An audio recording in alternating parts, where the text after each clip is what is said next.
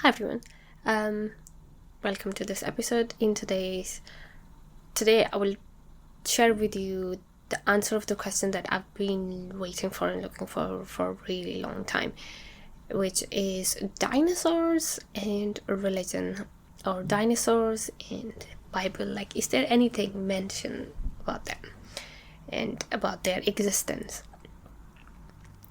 What does God say about dinosaurs? So I've got my answer, and so without further ado, let's start.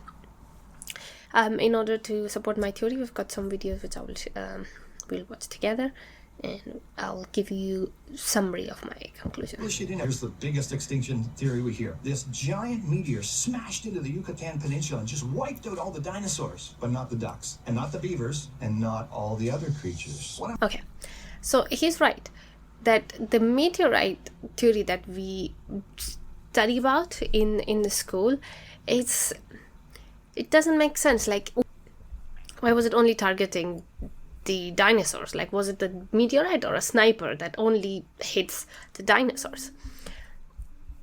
And then they find out another archaeological evidences. So I want to share that with you as well, which is it's quite interesting. Let's watch this video together. Pillars had carvings of humans, animals, and then human and animal hybrids. Oh, yeah. A lot of... So the hybrid. So Gobleki Tepe is a place in Turkey where they found these very archaeological, like very old ancient carving. And they're talking about hybrids, where it's a mixing of two different species to create another one. So it tells you the steps of how to mix them. So according to Bible, God says that the Nephilims were on earth in those days, and also afterwards, when the Son of God went to the daughters of humans and had children by them, they were the heroes of the old men and renown. And what is Nephilim? And if we search for it, so we can see that these are Nephilims. Basically, these were the giants. So if you mix giant's DNA with crocodile and with eagle, you will get something like that. This theory is that T-Rex, can you see the arms are very small? And now the scientists believe that he could have had wings. That's why his arms were too small. Because if you don't have wings and you have such a giant body, it doesn't make sense. But if you have wings, then it makes sense. But the wings would be like feathers, so they will not be fossilized. So they're thinking that maybe they were a dragon. The Book of Enoch talks about. Yeah. This is the connection I made. The Book of Jubilee talks about Noah's grandson. And the son grew, and he went to seek for himself a city.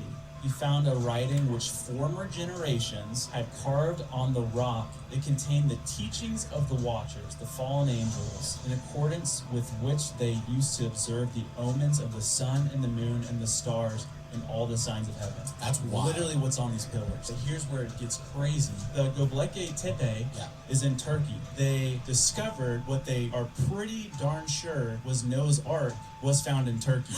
And so I'm like, did this dude walk this distance, found it out, said we cannot repeat this process, and they went and buried this thing?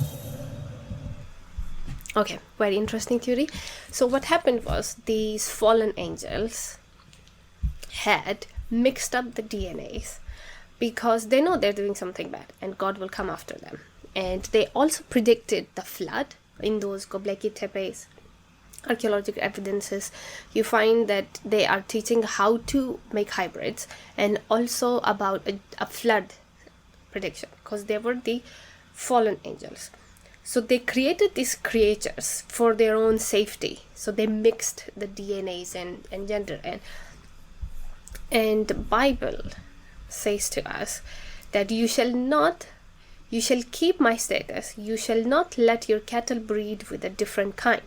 You shall not sow your field with two kinds of seeds, nor shall you wear garments, clothes made of two different kinds. So God is against mixing.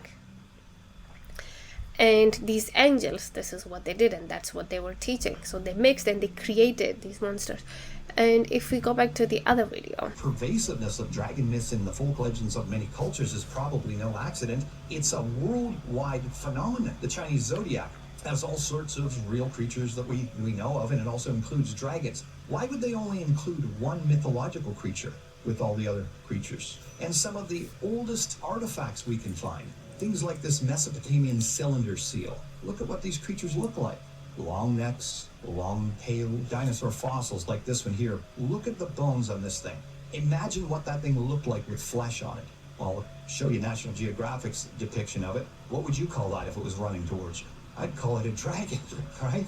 And other things like, in Cambodia, they've got this temple supposedly built about 800 years ago. See the round circles here and the carvings? Look at the creature. See his tail? See the plates on his back? See his face and his eye? They saw it. okay, see, so there's a lot of scientists who believe that humans and dinosaurs and dragons, they walked the earth together. Exactly, but it could come in and out of the water. Its scales were virtually impenetrable, and it breathed fire. And see, even right there, many Christians, okay, well, breathes fire. We don't see creatures today breathing fire, so this has got to be some kind of, mythological kind of thing in the Bible. Well, we don't know what Leviathan was. Let me give you a good candidate. Super crockett. That's what they call this fossil they've found. You can see the white skull there? That's a large crocodile, but look at the size of Super Croc's head. Pretty neat, eh? But you know what's really neat about Super Croc is look at his bulbous nose. That's very interesting. See, we don't know. Could he have mixed when he was alive some kind of chemicals and shot out some kind of fiery snort? We don't know. But it wasn't safe for us to be with them anymore. That's why Noah's flood came. Because I always knew that the Noah's flood came. The earth used to be one giant piece of earth. And then the flood came and it got divided. And then that's why the pieces that came together, that they created this tectonic plates. When they move, they create this earthquake. Because they were not meant to be together. They were broken pieces which just floated together. So all these make sense. I can add a link of this video as well, and you can watch it in full detail.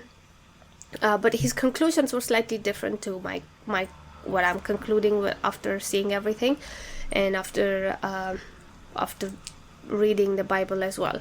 So one more part of this video which I want to share with you, which is quite interesting to know, is that all these dinosaurs, the way they died on because of water. They call it even the position. Let's just watch this part. What's interesting about many dinosaur fossils is the positioning of them. See this creature? Look at the arched back. This is very common with dinosaurs' bones. It's so common they give it a name. It's called the epistotonic death pose, and it's typical of creatures having died in water, drowned, asphyxiated. Okay, so the theory that makes sense, which is more religious, is that because the watchers came on Earth, they created Nephilim, and they mixed his DNA with other animals, and they created these giant monsters, dragons and dinosaurs. That's why God told Noah to take the animals, put them in a ship, and all those that lived inside the ark, they survived, whereas all these died. Okay, now you will say, like, if they could fly, why they still drowned? Because the whole earth was filled with water. There was no place to stand.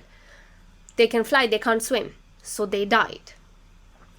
And that's the theory that actually makes sense, that even though dinosaurs died, all the other species that God had created, they survived. And God wanted us to live, and he wanted to save us. That's why he destroyed the world with that flood.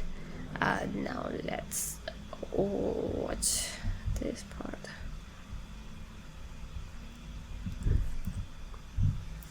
To just find one reason to account for all of them, it would have to explain the deaths, all at the same time, of animals on land and of animals living in the sea.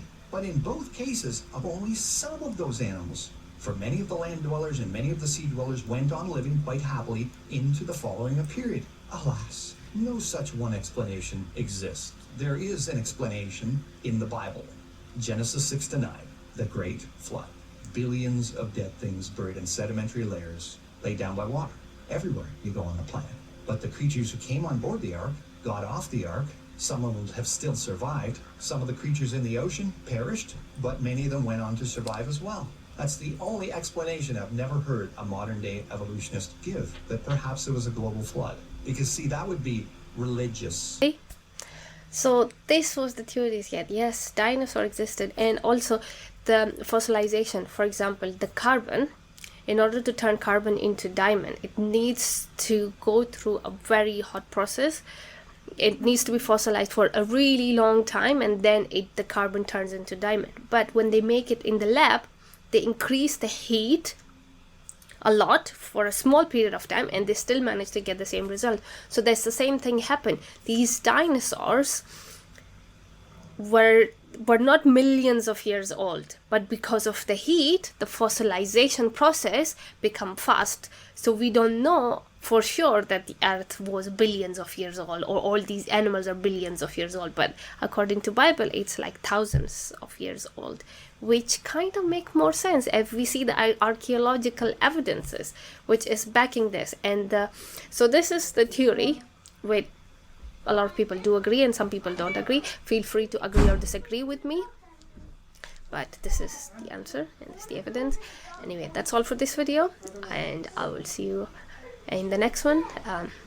Take care and God bless.